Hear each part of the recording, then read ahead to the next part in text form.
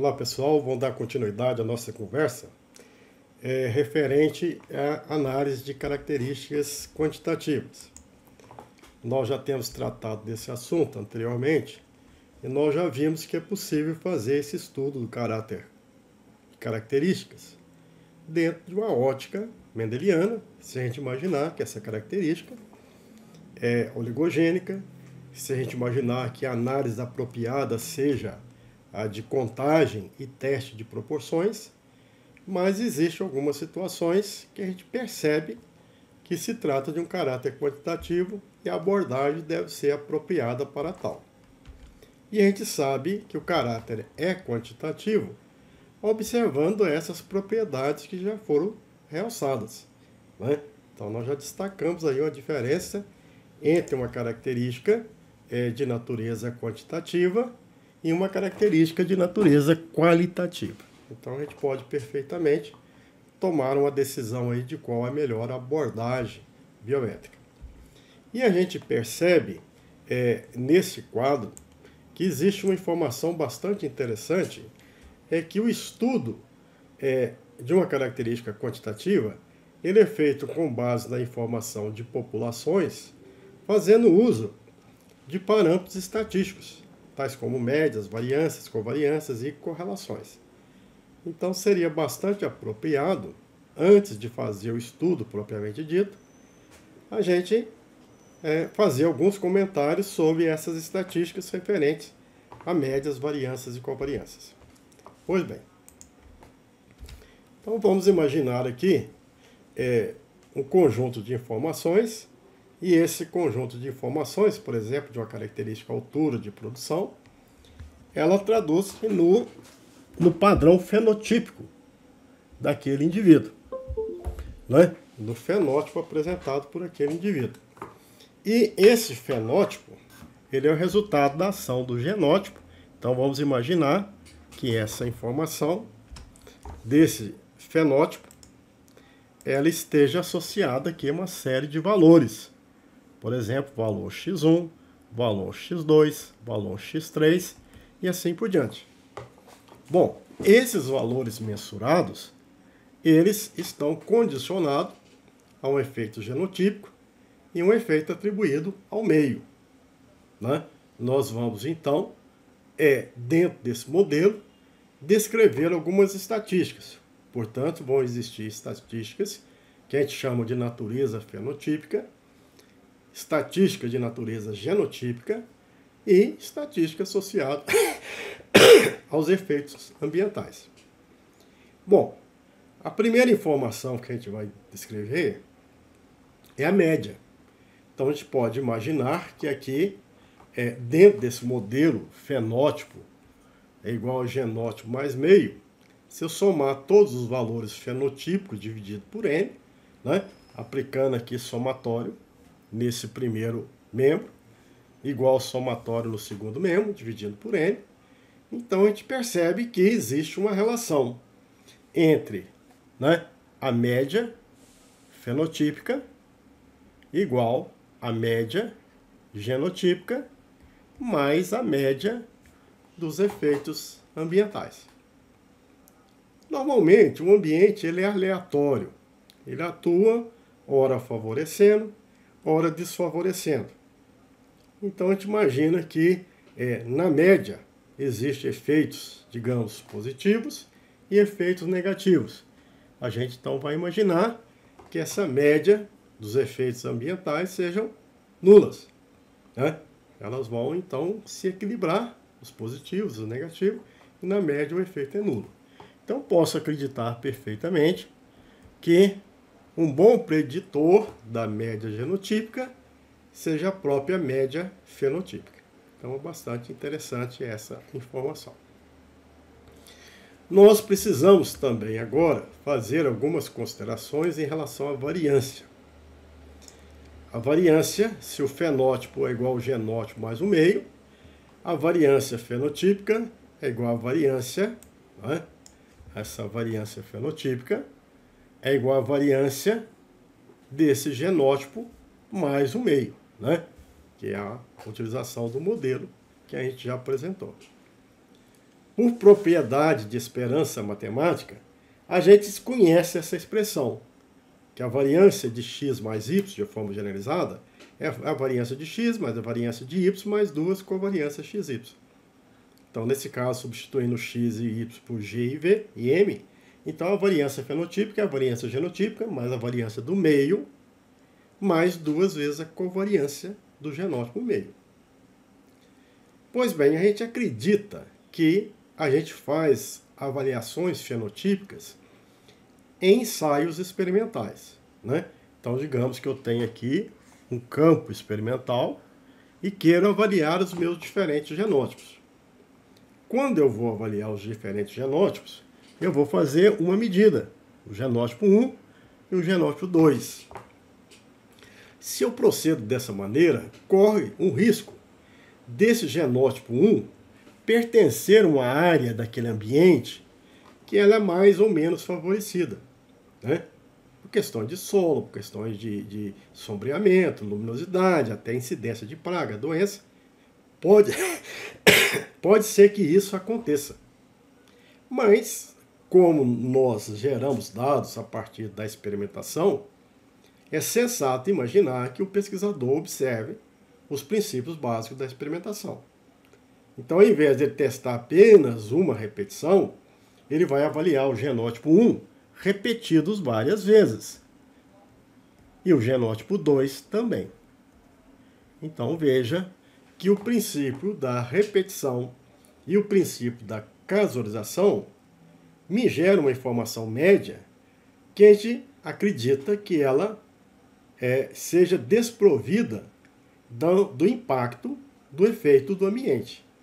Então, observando a estatística, os princípios básicos, na geração da informação, a gente acredita então que essa covariância genótipo meio seja igual a zero. Então, toda vez que a gente faz um experimento, é necessário que a gente tenha zelo na experimentação. Esse zelo é medir adequadamente cada indivíduo e garantir que esse indivíduo está em condições apropriadas de se fazer comparações e inferências estatísticas. Então, a gente imagina que a variância, né, essa variância fenotípica é igual à variância, tá certo?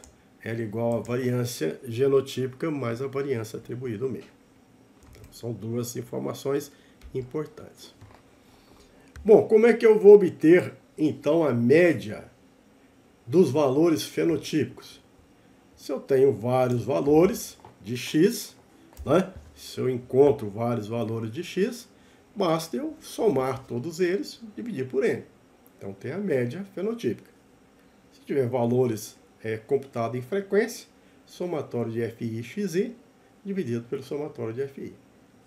E a variância, que é outra informação importante para as nossas análises do caráter quantitativo, que depende de estatística.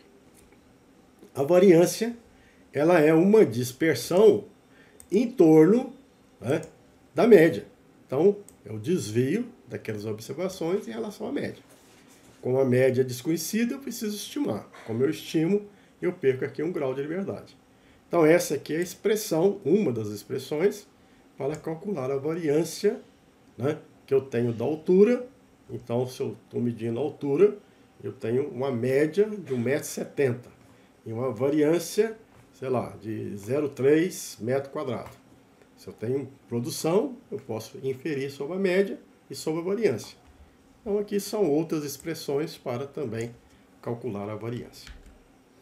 Bom, muitas vezes a gente manipula variáveis. Às vezes é adequado ter informações mais trabalhadas. Isso facilita alguns cálculos. Então, a gente usa normalmente alguns termos.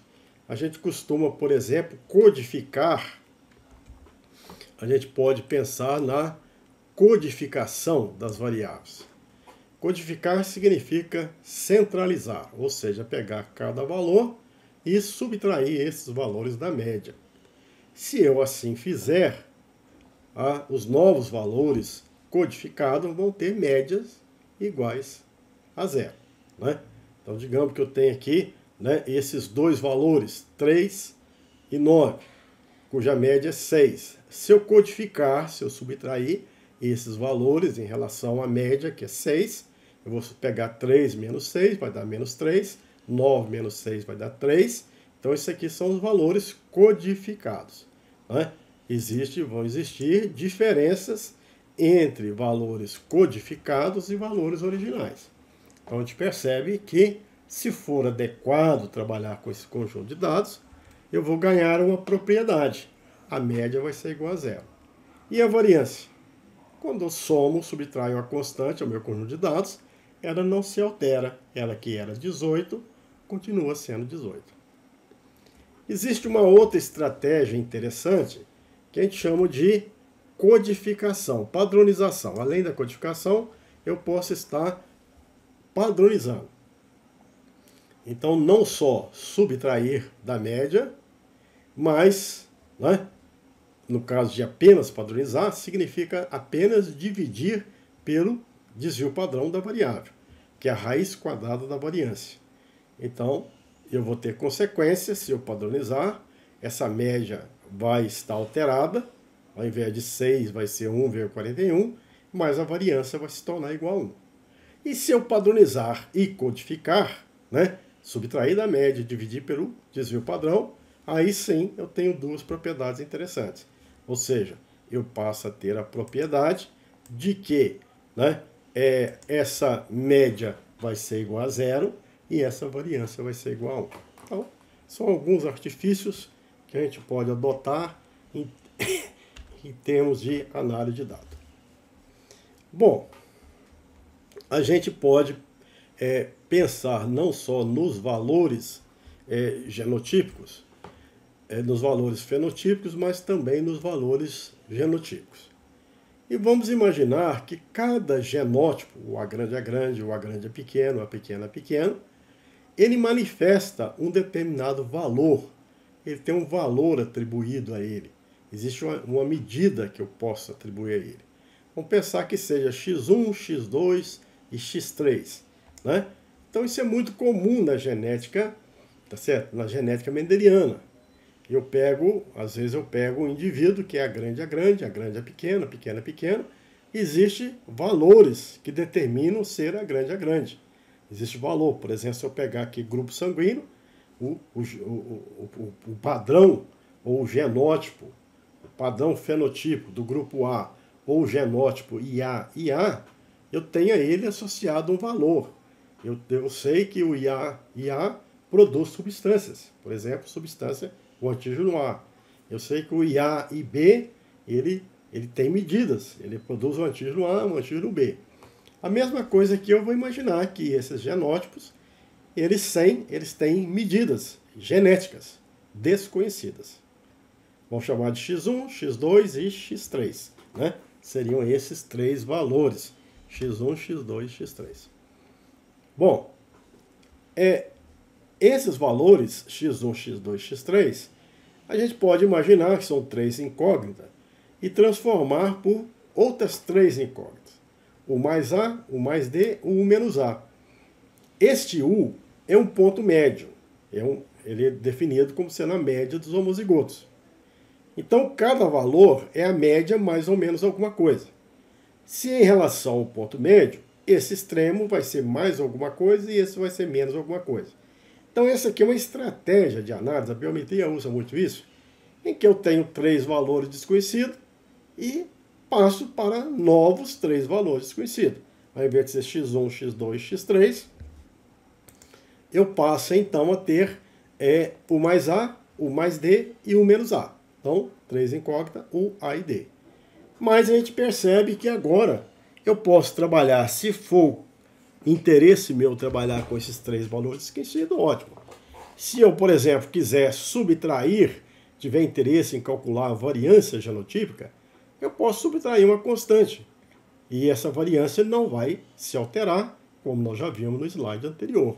Então, basta eu trabalhar. Se eu subtrair a constante for igual a 1, eu posso trabalhar apenas com a informação A, D menos A, ou seja, duas incógnitas, e gerar uma variância genotípica que é exatamente igual a essa variância genotípica com os dados originais. Então, eu tenho um valor de variância que depende de 2 parâmetros, ao passo que esse outro valor de variância estaria dependendo de 3 informações desconhecidas.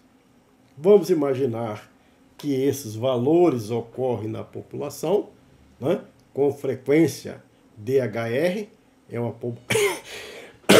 uma população qualquer.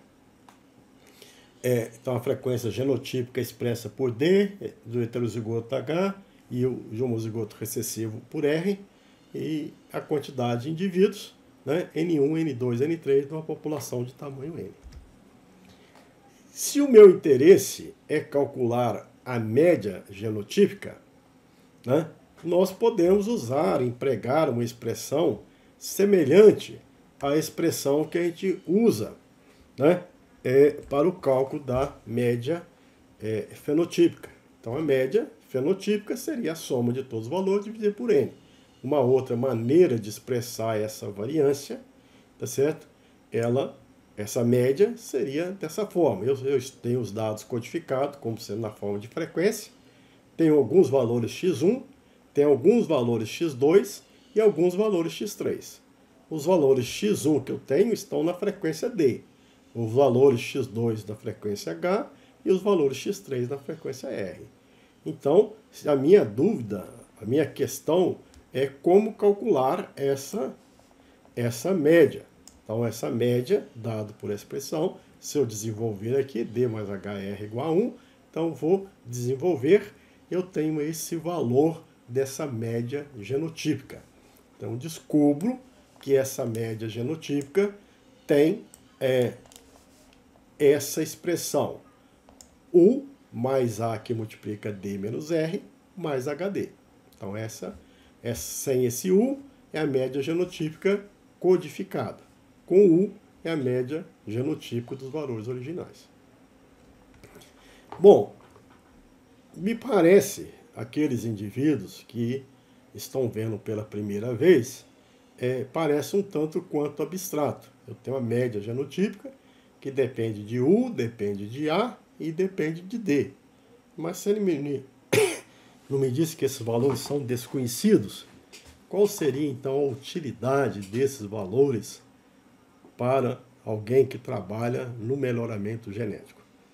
A utilidade é muito grande, porque mesmo que ela não seja prontamente calculada, e muitas vezes nós temos outras formas de calcular, ela vai ser muito útil. Porque, considerando essa forma geral de expressar a média, eu posso calcular a média não só dessa população, que a gente está chamando de população qualquer, DHR, pelo menos genericamente, eu posso calcular de uma outra população, D', H', R', e as consequências de cruzamentos. O que acontece quando eu quando eu cruzo duas populações? Qual o impacto sobre a média? O que acontece quando eu faço o reto cruzamento? Pego o F1, cruzo com o pai1 e tenho um reto cruzamento. Qual a consequência sobre a média? Qual a consequência de autofecundações, de acasalamento ao acaso? Então veja que a gente está conhecendo esse valor de média com essa expressão, mas, por exemplo, se eu imaginar uma população F2, eu conheço o valor no F2, então a esperança de que as frequências DHR vão ser 1/4, 2/4 e 1/4. Se eu substituir aqui por 1/4, menos 1/4, vai zerar. Então a média do F2 vai ser 1 é metade de D. Então eu já posso ter uma expectativa de uma população qualquer para uma população F2. Agora, se eu tiver uma população em equilíbrio, a população em equilíbrio é um outro caso específico, onde D igual a P2, o H vale 2PQ e o R vale Q2. Se isso acontece, a média genotípica vai valer U mais AP menos Q mais 2PQD. Então veja que com essa expressão geral da média genotípica, eu posso perfeitamente ter conhecimento sobre várias outras populações que eu devo manipular no futuro, né? Então é um conhecimento que a gente chama de conhecimento agregado sobre a média genotípica. Pois bem, além dessa média, nós vamos também calcular ou ter interesse em investigar né, apropriadamente o que seria a variância. Nosso objetivo agora, o que é a variância de quem? Agora, dos valores genotípicos. Variância de valores genotípicos, ela vai determinar, então, a ocorrência da variância genotípica. Então, esses aqui são os valores genotípicos. Então, se eu usar aquela expressão já anunciada, se fosse valores fenotípicos, eu teria uma variância fenotípica. Então, eu vou colocar, né, fazer essa primeira parte e depois essa segunda parte, que nada mais é do que a média ao quadrado. Então, a primeira parte é D, somatório de FI, X e ao quadrado, é o valor de D. Ao invés de usar esses valores aqui, eu vou usar o valor codificado, porque eu sei que a codificação não impacta a média. Então, vai ser D vezes A ao quadrado, mais H vezes D ao quadrado, mais R vezes menos A ao quadrado, menos esse segundo membro da expressão, que é igual a D menos R mais HD, que era a média já vista no slide anterior. Então, se eu decompor, se eu for trabalhando, né, simplificando e organizando o valor de A2, o valor de D2, o valor de AD, eu tenho aqui, então, a nossa expressão, aquela que a gente gostaria de deduzir, ou seja, a variância genotípica de uma população qualquer é A2D mais R, menos D menos R ao quadrado, mais D2H menos H2, menos 2ADHD menos R. Isso é importante? Importantíssimo. Ah, mas existe uma série de coisas, como é que eu vou calcular? Nós vamos aprender a calcular. Mas independente se aprender a calcular, se esse valor vale 10, vale 20, vale 1000, eu vou poder genericamente expressar essa variância para uma população F2, uma F3, uma F4, uma autofecundação, uma hibridação, uma junção, uma multilinha. Então, da mesma forma que eu calculei para a população A, genericamente, eu posso calcular para qualquer população. E por um processo de comparação, eu posso prever as consequências. E tudo isso que eu quero. Às vezes eu não quero saber o valor da variância. Eu quero saber o seguinte: se eu cruzar A com B, a variância vai ser aumentada ou vai ser reduzida? Ao praticar a seleção, é uma dúvida enorme entre os melhoristas, quando eu pratico seleção, necessariamente eu reduzo a variância genotípica? Isso é verdade? Quando é que isso é verdade?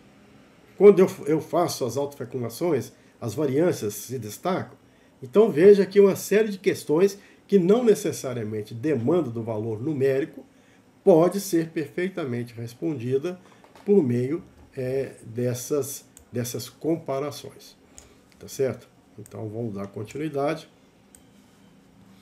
E a gente então já sabe calcular uma média e uma variância. E aqui nós estamos ilustrando, tá certo? Aqui nós acabamos de apresentar a variância de uma população qualquer. Nós podemos estar interessados na variância genotípica de uma população em equilíbrio de Hardenberg. Então a única coisa que vai mudar vai ser, ao invés de D, nós vamos então atribuir o valor P2. Né? Então, se a população é em equilíbrio, eu sei que aqui vai ser P2, aqui vai ser Q2, aqui vai ser 2PQ. E isso vai me permitir calcular essa variância de uma população em equilíbrio. Vai surgir um personagem novo, que é esse alfa, que é o A, é função de A e de D. Depois nós vamos detalhar isso aí.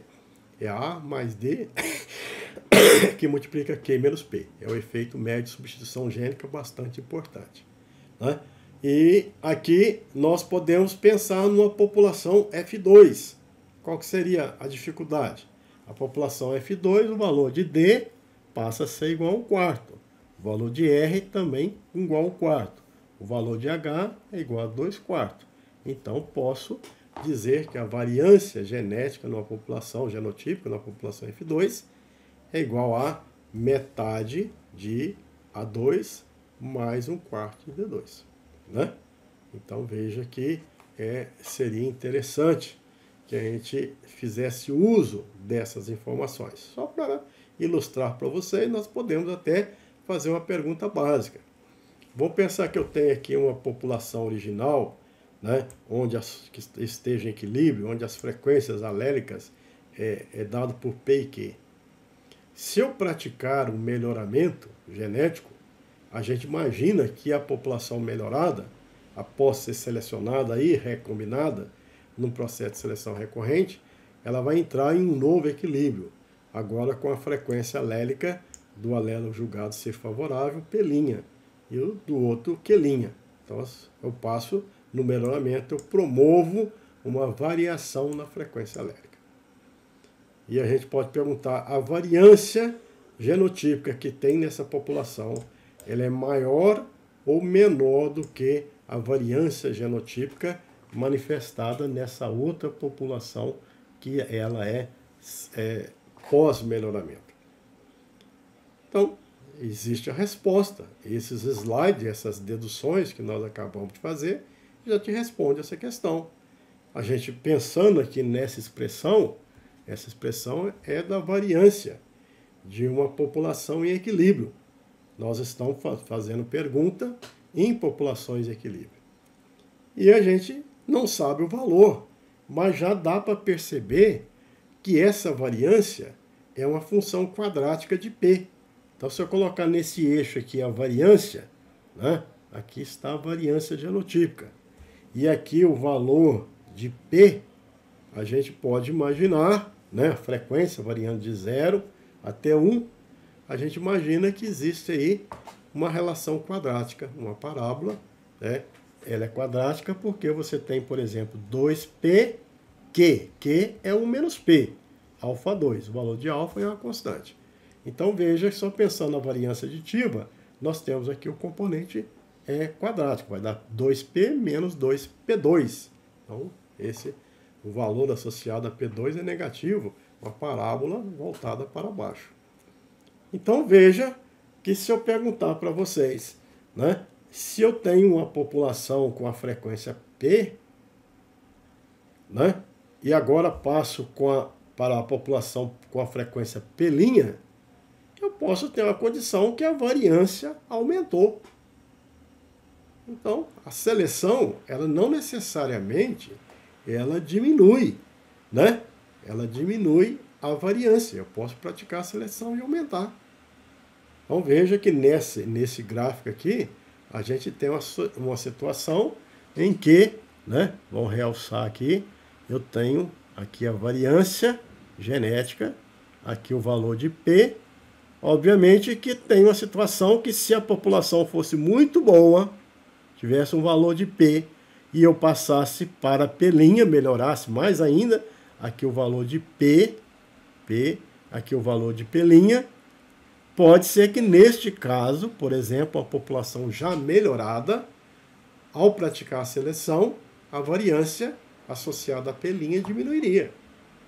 Mas populações iniciais pouco melhoradas, nessa fase, se eu pensar aqui que existe duas partes, quer dizer, se eu tiver nessa parte anterior uma população pouco melhorada, eu posso ampliar a frequência alélica e aumentar a variabilidade da população.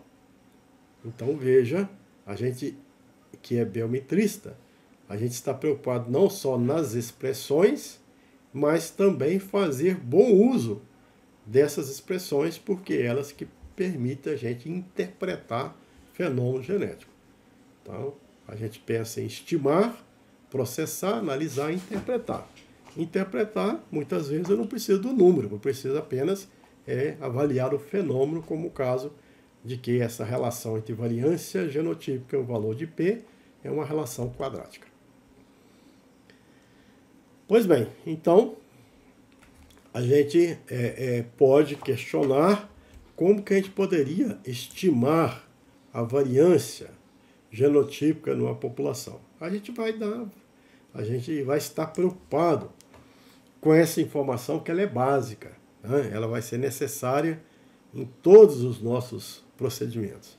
Então a gente já começa a falar que uma das formas é por meio da análise de geração, né? Então, assim como o Mendel realizou o experimento, fazendo uso de pai1, pai2, F1, F2, e gerou informações fundamentais de número de genes, de dominância, tá certo?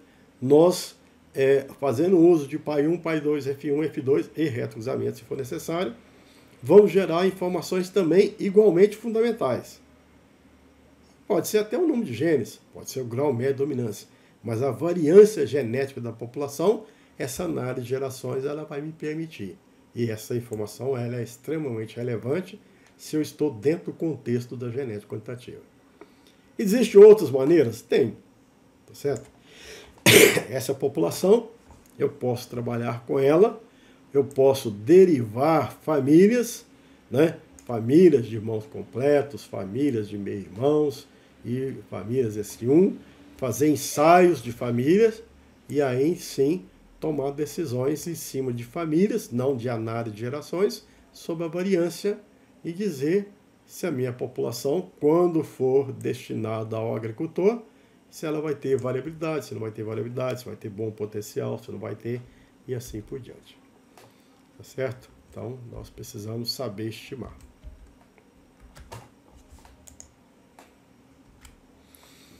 Bom, então vamos, de fato, depois de ter prometido em vários momentos, fazer uma análise de gerações. Nós já fizemos aqui, é necessário ter em mente que não é nada novo, é algo complementar. Nós fizemos a análise de gerações de pais puros, F1, F2, dentro da ótica mendeliana e geramos essas informações básicas, importantes, que elucidaram os problemas da hereditariedade. Agora nós vamos pegar um caráter, né, que tem distribuição contínua. Não era cor de flor, não era doença. Agora, por exemplo, produção, uma altura, floração, acabamento. E agora nós vamos fazer análise. Né? Aqui está representado por um biometrista, que grandemente contribuiu, que é o Fischer, e nós vamos gerar informações igualmente importantes. Não é que essas não sejam importantes.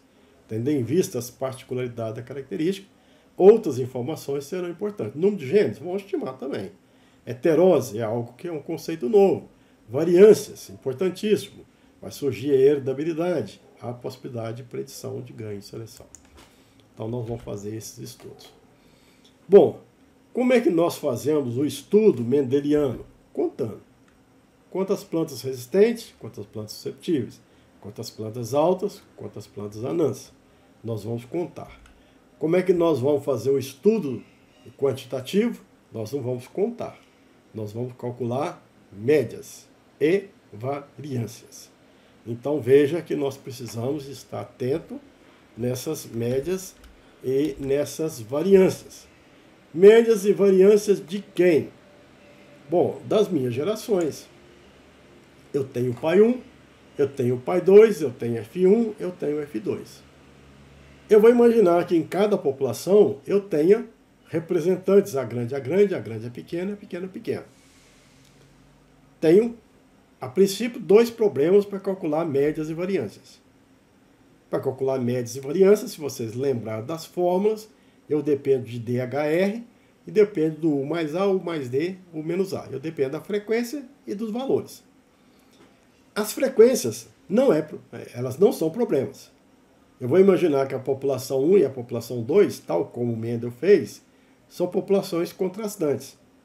Ela tem DHR? Tem DHR. Tá certo? Ela tem as frequências DHR. Só que a população 1, ela é homozigota, a grande. E a população 2 é a pequena. Significa que a F1 ela é heterozigota, a grande é pequena. Significa que o H é igual a 1, o R é igual a 0 e o D é igual a 0. E a população F2, em relação a esse 1 gene, ela segrega 1 para 2 para 1. Então, é interessante você avaliar dessa forma. Pois bem, então, eu preciso agora, nós vamos ter que calcular médias e variâncias. Bom, vamos começar com o pai 1. Como é que eu calculo a média e a variância fenotípica? Bom, a média e a variância fenotípica é do jeito que qualquer pesquisador saberia fazer. Somaria todos os termos, divide por N, tem a média e a variância também. Tá certo? Mas e a parte genotípica? Bom, nós já temos as fórmulas. É U mais A que multiplica D menos R mais HD. Se eu tenho o valor de D, R e H, então fica fácil de eu descobrir, tá certo? Qual que seria o valor esperado dessas médias e dessas variâncias. Então posso imaginar que a média do pai 1 é U mais A. E a variância genética que manifesta entre as plantas da população pai 1 é zero. Ou seja, se tiver 10 plantas do pai 1, uma produzir 10, a outra produzir 10,5, 9,8, 9,7, essa variância vai existir. Ela é fenotípica, mas genotipicamente não existe. Todos os genótipos do pai 1 devem ser a grande. E a variância genética que deve existir nessa população deve ser zero.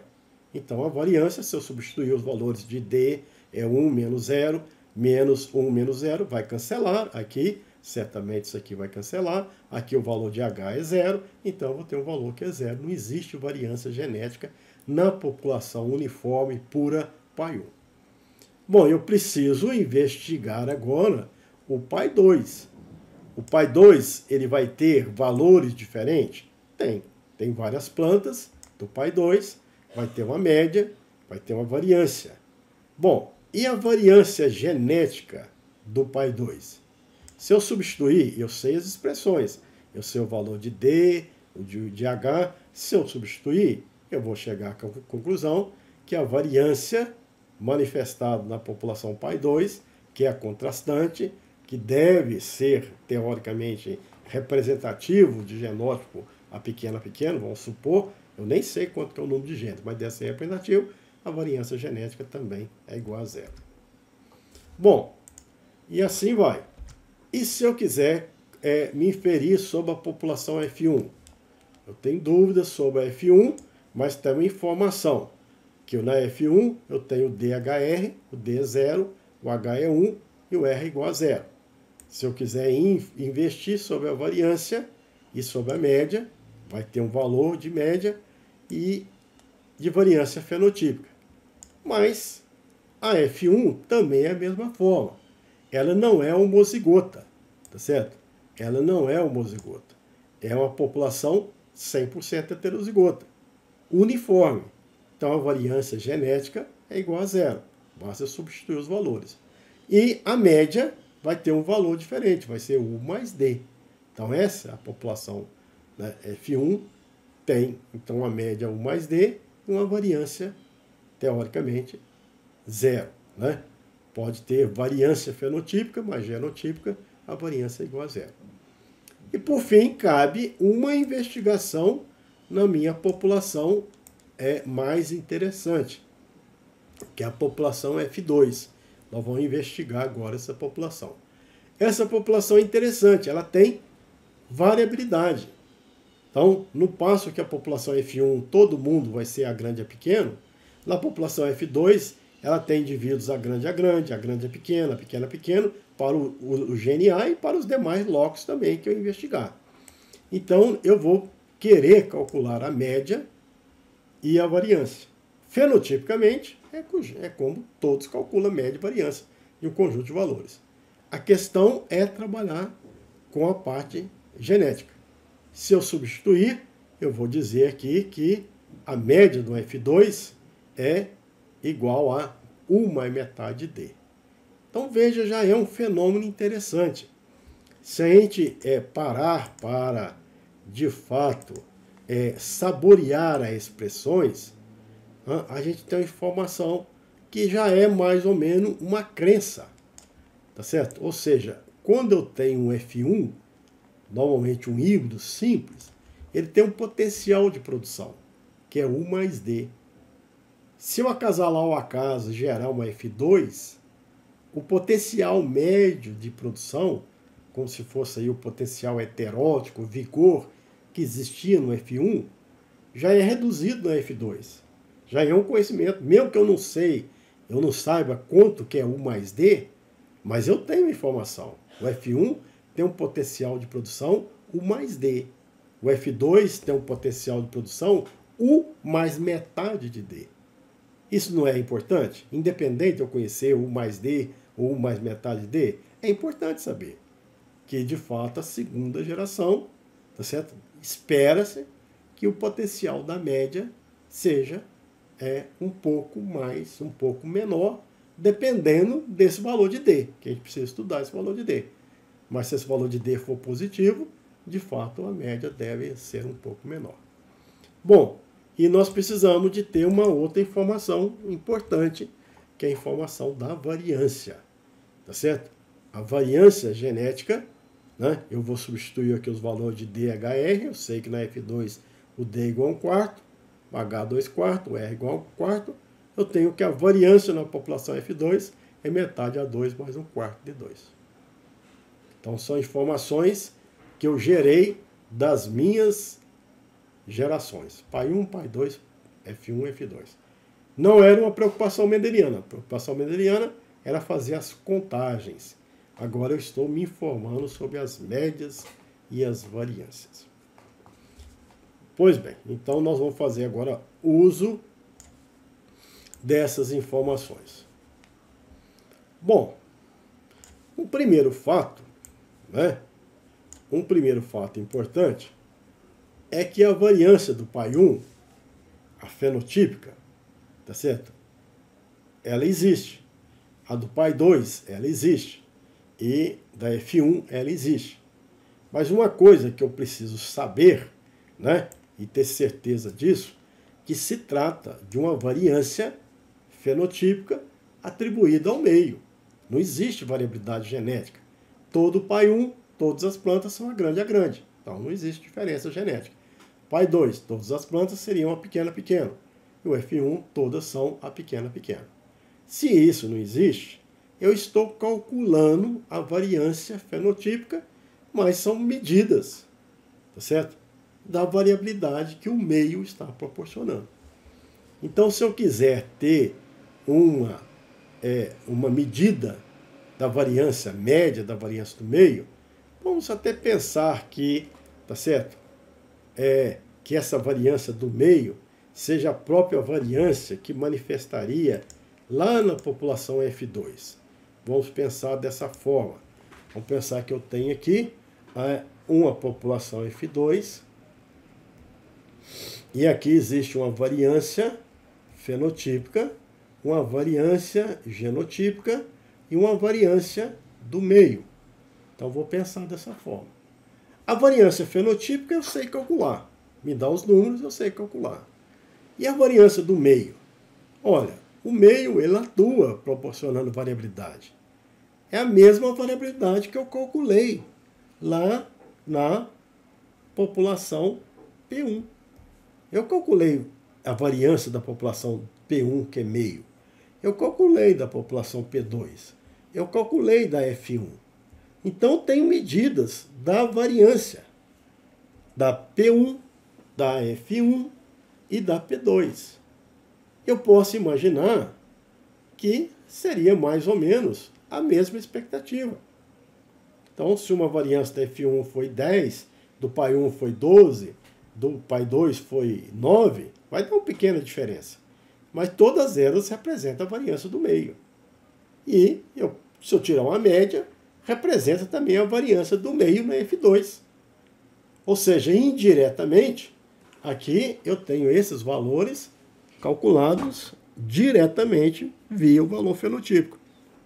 Mas eu posso dizer que esses dois valores aqui são iguais. A expectativa de que esse valor do meio é igual. Então, se eu tenho isso aqui eu conheço, a variância medida entre as plantas F2.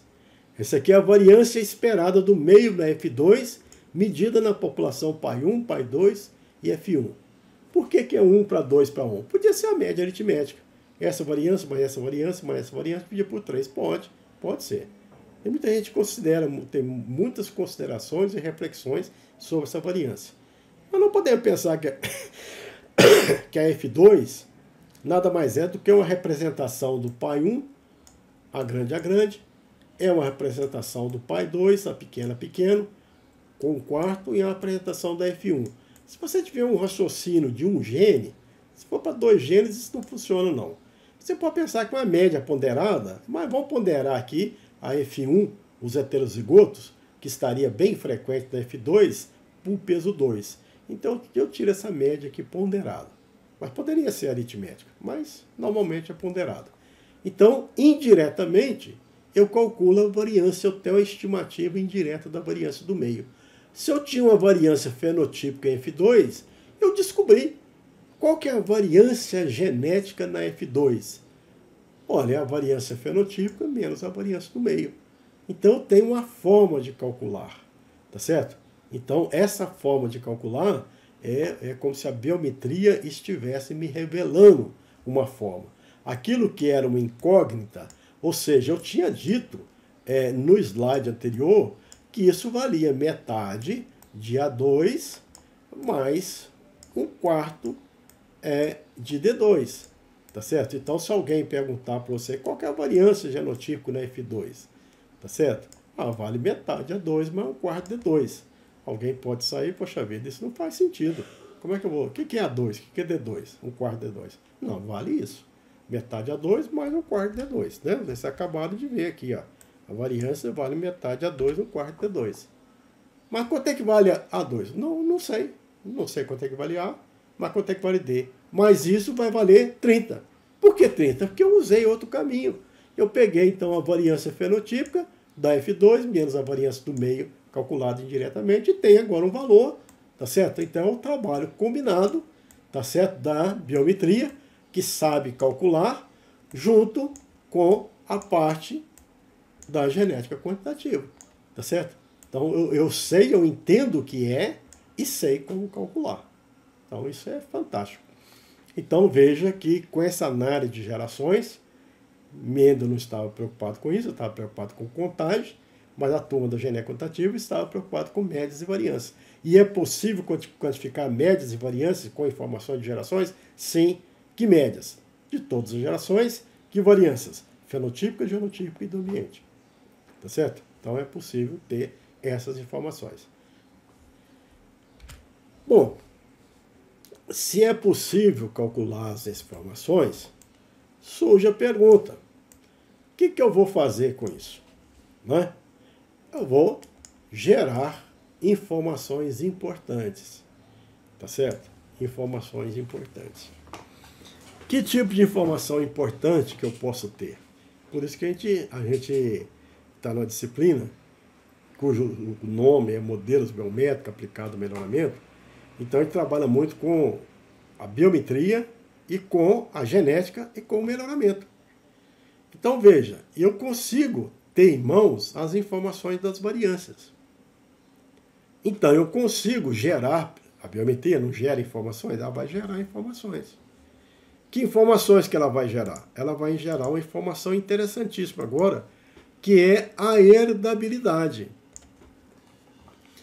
É uma relação da variância genotípica em relação à variância fenotípica total. Então, se a herdabilidade for 0,3, significa que 30% da variação, né, total fenotípica é atribuída à causa genética. Existe um efeito perturbador do ambiente, que nós já sabemos, já demonstramos, que impacta em 70%. Se a herdabilidade for 80%, ótimo. Da variação total disponível para eu trabalhar, 80% de natureza genética. 20% é de natureza perturbadora ambiental. Bom, então eu sei calcular, mas mais do que saber calcular, eu sei interpretar. Então essa é que é a grande questão. Eu sei o significado ou sei apenas a expressão. A expressão está aqui, é óbvio. Se eu perguntar para você o que é herdabilidade, é a relação entre a variância genotípica dividida pela variância fenotípica. Mas se você é geneticista quantitativo, você sabe que essa herdabilidade é uma medida de acurácia. É medida da correlação entre o fenótipo e o genótipo. Aquilo que você vê com aquilo que você não vê, tá certo? Ela pode ser predita. Nós já falamos isso nas aulas passadas. Então, o melhorista, ele tem que julgar se a planta A é melhor, a planta F2.1 é melhor do que a planta F2.10. Ele tem essa confiança? Bom, se tiver a herdabilidade, ele vai saber que existe confiabilidade do valor fenotípico predizer o valor genotípico. Então, isso aqui vem da genética. Mas eu tenho uma outra interpretação. Eu sei que a heredabilidade é o valor do beta de predição, né, que entra da predição do pai prevendo o filho. Será que bons pais geram bons filhos? Eu preciso de um coeficiente de predição. E esse coeficiente de predição, nós já, pelo menos, passamos aqui rapidamente e já falamos que depende de um método do modelo linear, que é a heredabilidade. Então, daqui até aqui você calcula, é fácil calcular. Agora, a questão que surge para se formar bons melhoristas é a habilidade que ele tem de interpretar. Então, se ele conhecer mais daquilo que ele está acessando, ele vai interpretar convenientemente. Bom, então a heredabilidade é uma informação básica que a análise de gerações nos dá e que aquela análise mendeliana não estava preocupada com isso. O caráter qualitativo basicamente não tem impacto do efeito ambiental. Bom, apenas para uma questão de analogia, nós podemos agora perguntar qual que é o número de genes que controlam o caráter. É interessante a gente explicar algo dessa natureza. Bom, na população F2, a gente espera ter alguns fatos que a gente precisa realçar. Se a população F2, ela tem, então, o valor de P e Q igual a meio, e a variância genotípica é igual a metade A2 e 1/4 D2. Vamos pensar que, trazer um outro conhecimento aqui, que se fosse mendeliano, nós estaríamos apontando o número de genes por segregação. Se eu falasse que a F2 segrega 3/1, é um gene. Segrega 1 para 2 para 1, é um gene. 9 para 7, 2 genes. 13 para 3, 2 genes. Tá certo? 63 para 1, 3 genes. Tá certo? Então, a razão de segregação aponta o número de genes. E se eu quiser ratificar, eu vou para a análise genômica e vou achar que é TL. Nós já vimos isso. Mas aqui nós vamos apostar as nossas informações nas variâncias da média. Então, que informação que a variância traz? Essa. Essa aqui é a variância. Eu posso destrinchar, tá certo? Eu posso até ignorar esse componente D2 e pensar apenas que a variância genética é metade A2. Mas não existe um gene, que não existe vários genes, né?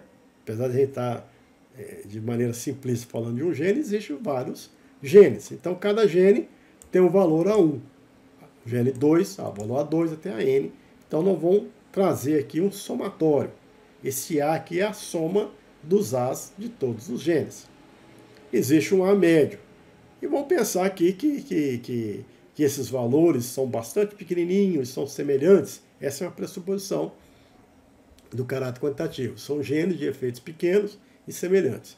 Então, essa expressão aqui, que é somatório, pensando que isso aqui tudo é igual a constante, que é igual a barra, nós vamos dizer que essa expressão da variância, já simplificada, em relação a N genes, ela não é metade A2, ela é metade de N A2, tá certo? E A, agora, representa o A barra, tá certo? Poderia ser uma barra 2, se você quisesse, ou não.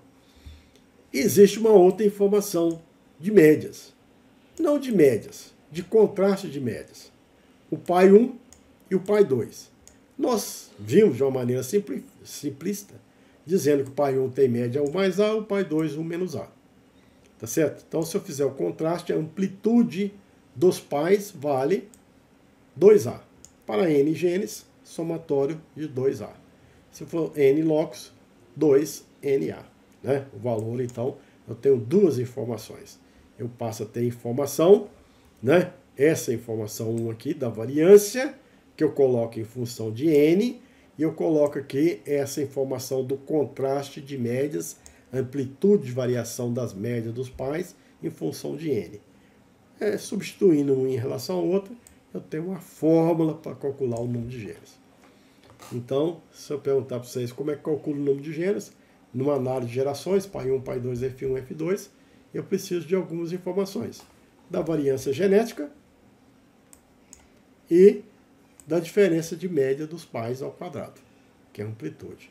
Então, esses valores aqui, basta eu substituir uma equação pela outra, vai dar R2 sobre 8 variância genética. Então, vamos agora fazer uma aplicação. Bastante simples, né? Vamos pensar aqui. Vamos pensar que eu tenho um conjunto de dados, que eu tenho informação do pai 1, pai 2, F1, F2, tem 20 indivíduos de cada um desses genitores, 50 indivíduos do F1 e 100 do F2. Aqui eu vou ilustrar as médias que eu medi nesses 20 indivíduos, deu 50.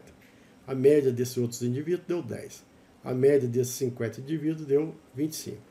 Aqui a média desses 100 indivíduos deu 30. E a variância foram esses valores, né? Então eu sei que essa variância aqui, 6 é uma variabilidade de natureza ambiental. Esse 4 de natureza ambiental. Esse 5 de natureza ambiental. E esse 16, ela é fenotípica, parte genética e parte ambiental. E aí eu tenho que ter as estimativas, né? Então eu preciso pensar, né, e gerar esses valores. Quanto é que seria então as estimativas das variâncias? Eu preciso das variâncias. A variância fenotípica na F2, tranquilo, eu tenho aqui, ela vale diretamente medida naqueles 100 indivíduos, vale 16.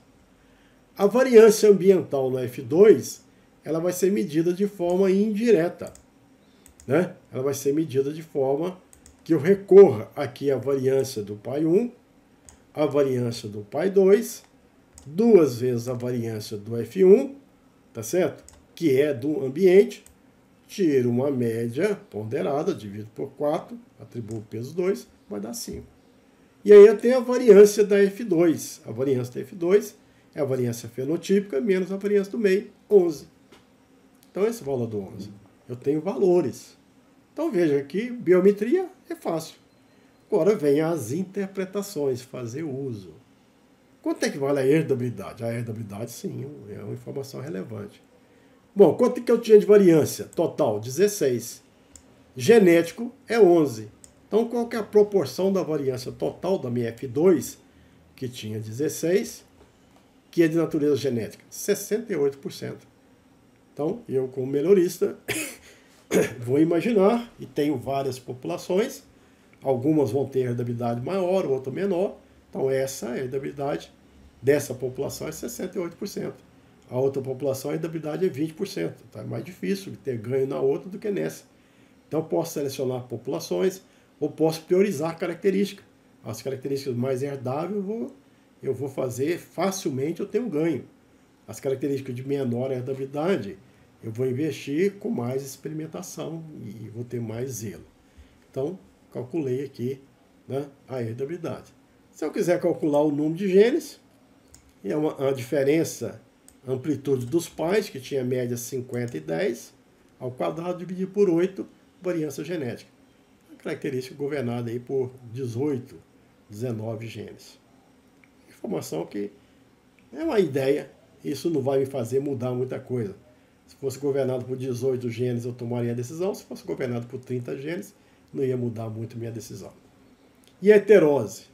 Se existe heterose, heterose é uma pergunta que a gente faz em relação à média. Tem pergunta que a gente faz em relação à variância, que é a herdabilidade, né? Pergunta que a gente envolve variâncias e médias, e tem pergunta que a gente envolve média. Quando a pergunta é sobre heterose, é uma pergunta sobre a média. De quem? Do F1. Estou preocupado do seguinte, eu tenho o pai 1 e o pai 2. Será que o filho é melhor do que a média dos pais? Então o filho produz 25. Os pais produziam 50 e 10. Em média, os pais produziam 30. Né? Então a heterose, o filho não foi maior do que a média dos pais. Então a heterose foi de menos 5. Ou seja, ele está aquém da média dos pais. Então, muitas vezes eu estou pensando em fazer um híbrido. Fazer um híbrido é de tarefa difícil e cara. Tem que fazer os cruzamentos, os isolamentos. Mas eu quero, normalmente, o híbrido é muito mais produtivo que a média dos pais. Nesse caso, nesse exemplo aqui, não foi. Né? E aí eu tenho essa informação. Eu posso ter também outras informações que eu julgar ser necessário se eu quiser praticar seleção. Se eu quiser praticar seleção, eu teria que fazer outros cálculos.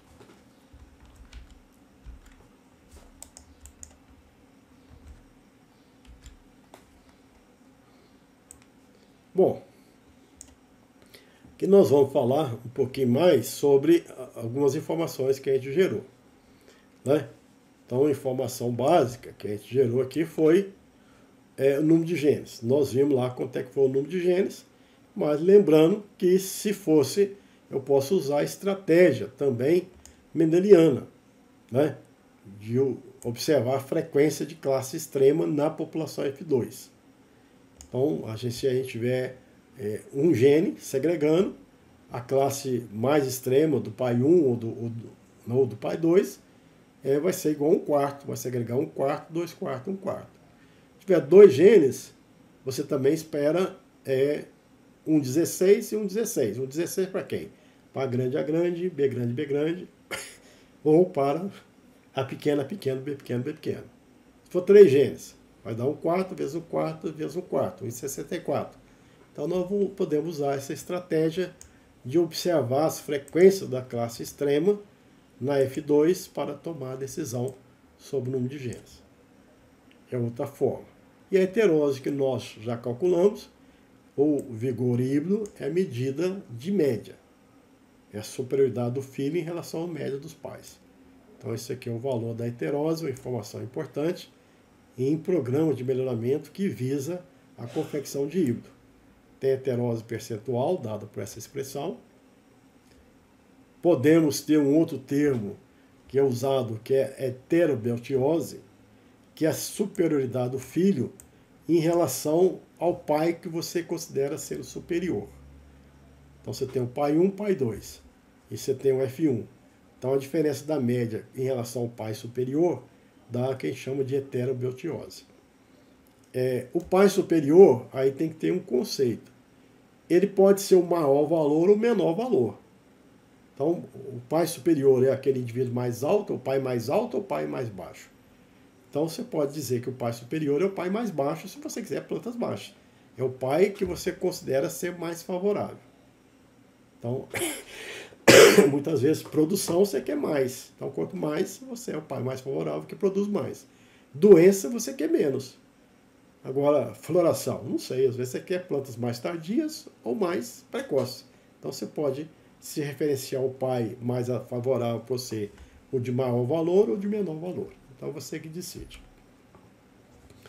Bom, nós temos que calcular a heterose e temos que explicar por que a heterose acontece. Então existem várias hipóteses.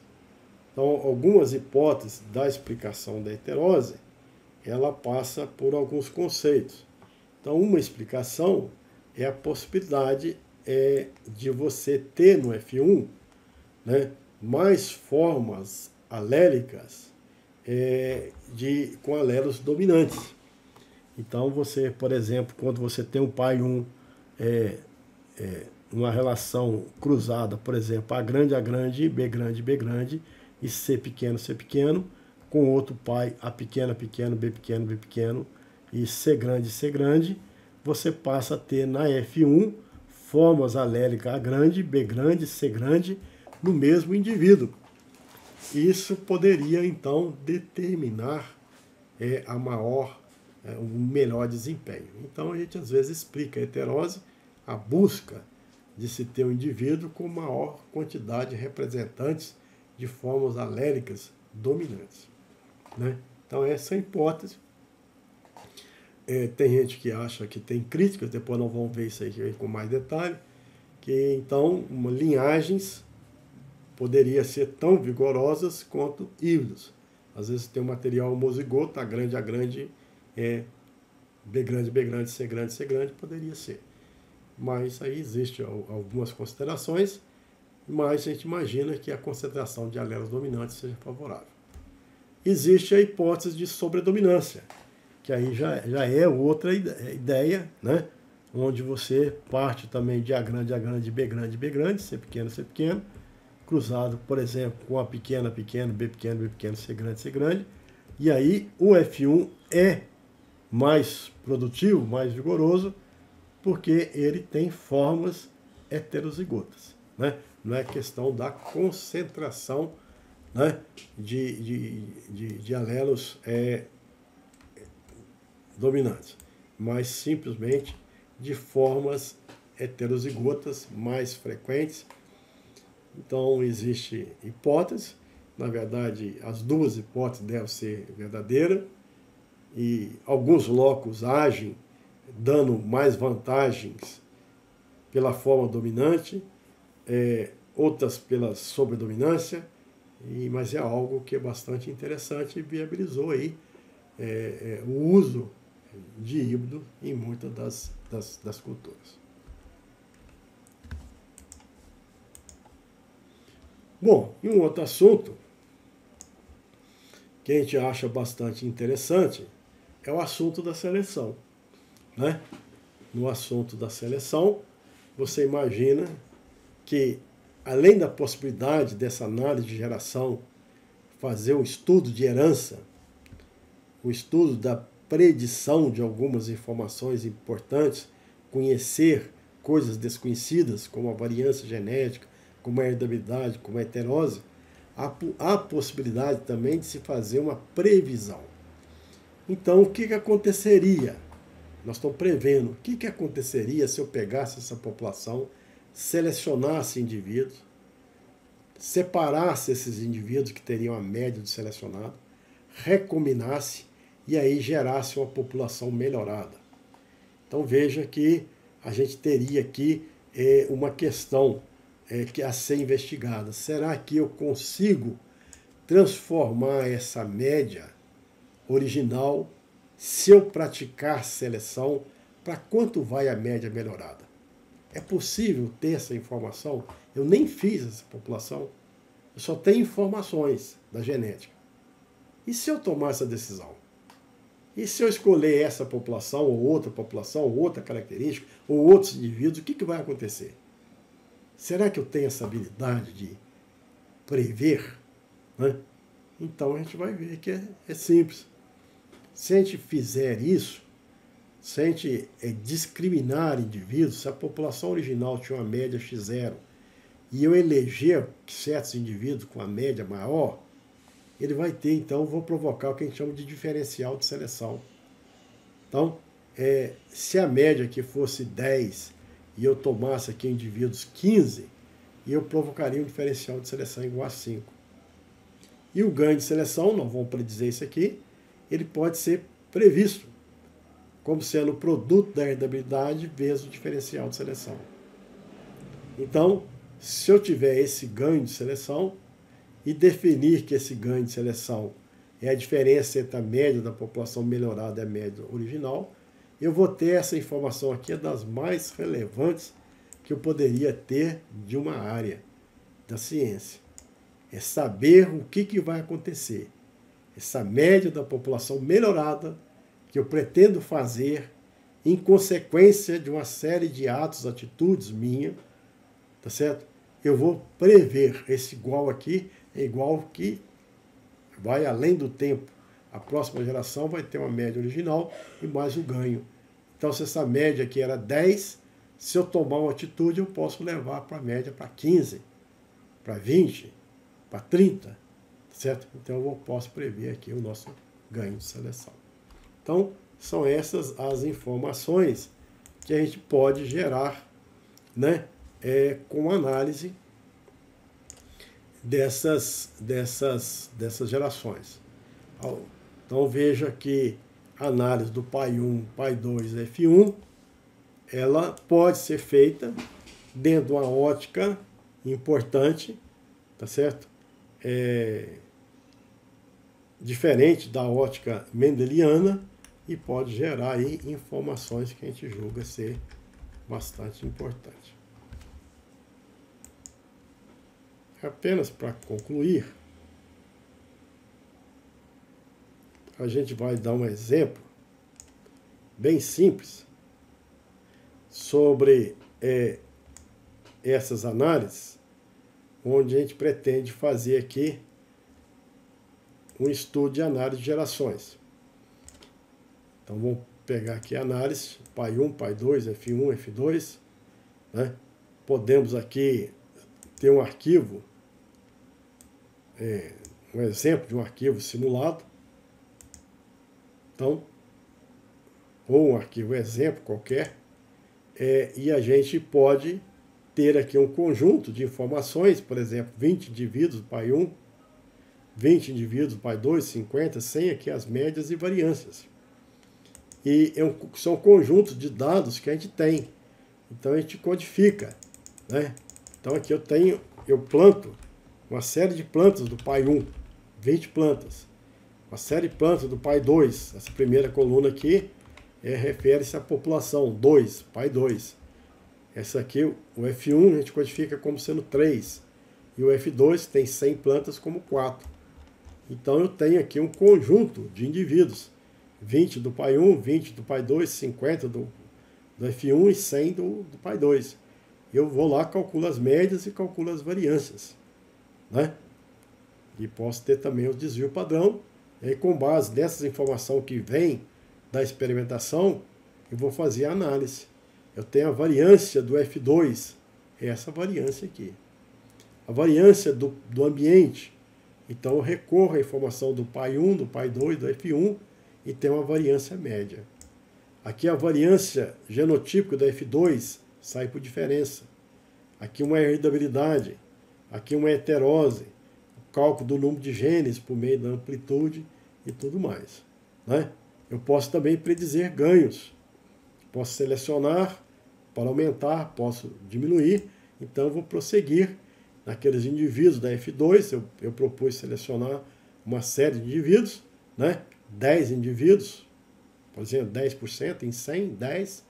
Aqui eu identifico quais são os indivíduos, quais são os valores que ele apresenta, quais são as médias da população original, a média da população selecionada, o diferencial de seleção, e aqui eu vou dizer que haverá um ganho. A média da população original, que era 30, ela vai, com a prática de seleção, de tomar 10 daqueles 100. Quais são os 10? O indivíduo 48, 56, o 100, e eu vou deslocar a média de 30 para 35. Então veja que, muitas vezes, o melhorista faz uso de recursos computacionais para analisar. São as interpretações que ele vai tendo, né? Ele sabe processar, analisar e sabe interpretar, né? Então aqui é a informação do pai 1. O pai 1 tinha 20 indivíduos, tinha uma média de 50 e uma variância de 5,7. Uma variaçãozinha aqui ambiental. O pai 2 também é uma variaçãozinha ambiental. Aqui a geração F1 tem uma variabilidade também um pouquinho maior, mas é ambiental. E a F2 é uma variância genética, mais a variância do meio, a variabilidade muito maior. Então a gente pode analisar, ver o comportamento dessas gerações e fazer aí bom uso. Então veja que com isso a gente apresentou, né, para vocês uma série de considerações de análise de gerações. O primeiro exemplo nosso simples, e posteriormente a gente vai aprofundar um pouco mais, mas a gente já percebe que se a gente conseguir saber fazer, né, usar um recurso computacional e posteriormente interpretar, a gente vai ser bastante útil na tarefa de praticar o melhoramento genético. Por hora é só. Muito obrigado.